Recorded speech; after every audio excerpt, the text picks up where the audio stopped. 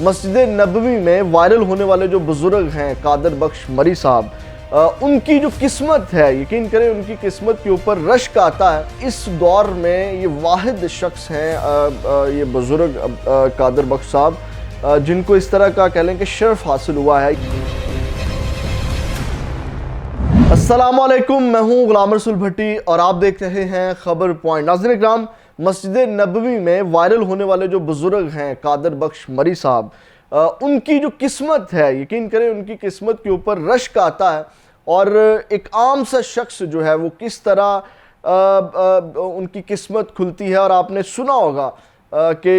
لوگوں کی جو ہے وہ اللہ کے گھر میں دیر ہے اندھیر نہیں، اس طرح کی مثالیں، اور وہ جو یہ والی جو مثال ہے یہ صادق آتی ہے بزرگ قادر بخش مری صاحب ہیں۔ اور میں یقین کریں ابھی آپ کے سامنے تفصیلات رکھنے جا رہا ہوں۔ میں کچھ دن پہلے آپ کو جو ان کے بارے میں کچھ بتا رہا تھا، اب وہ پریکٹیکل ہو رہا ہے، اور یہ اس دور میں یہ واحد شخص ہیں یہ بزرگ قادر بخش صاحب، جن کو اس طرح کا کہہ لیں کہ شرف حاصل ہوا ہے، یا جن کو اس طرح کا جو اللہ کا کرم ہے اس دور کے اندر، جس آپ کو پتہ ہے کہ ہم کس دور سے گزر رہے ہیں، تو یہ واحد شخص ہیں جن کے اوپر اللہ پاک کا اتنا کرم ہوا ہے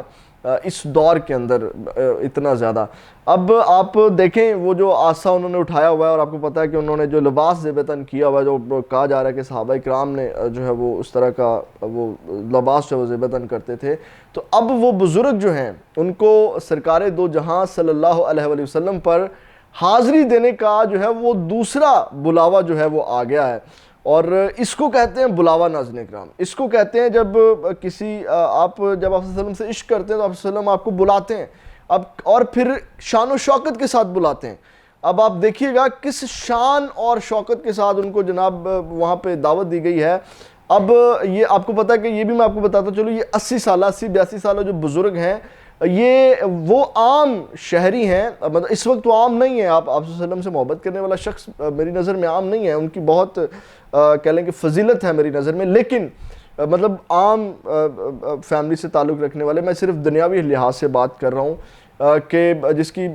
جو جھونپڑی میں رہنے والے بزرگ ہیں، میں اس حوالے سے بات کر رہا ہوں کہ وہ بزرگ جو ہیں وہ بین الاقوامی شہرت پانے والے، مطلب ان کو بین الاقوامی عالمی شہرت ان کو ملی ہے۔ اب ان کو جو ہے وہ شاہی مہمان وہ بن گئے ہیں، اور ان کو پاکستانی سفارت خانے سے جو ہے وہ باقاعدہ جو پاکستانی سفارت خانہ انہوں نے رابطہ کیا، اور خصوصی طور پر انہوں نے مدعو کیا ان کو، اور اس کے بعد جو تفصیلات آ رہی ہیں اس کے مطابق جو ہے اب جو ہب کے اندر عبد الرحیم مری گوٹ کے رہائشی ہیں، یہ آپ کو پتہ ہے، اور بین الاقوامی شہرت یافتہ ہیں یہ بزرگ، ان کو مدینہ منورہ مسجد نبوی میں آپ نے